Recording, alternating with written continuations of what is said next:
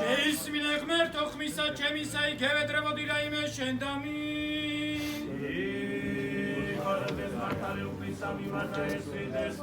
იხარედეს მართალი უფლისა მიმართ უფლისა მიმართ ილოცო ამე თუ წმინდა ხარ შენ ღმერთო ჩვენო და რომელიც წმინდათა შორის განისვენებ და შენ დადიდებას აყოლებ მამისა და ძისა და წმინდისა სულისა აცდა მარადის და უკუნითი უკუნისამე ოველი სულიაკედით უფალსა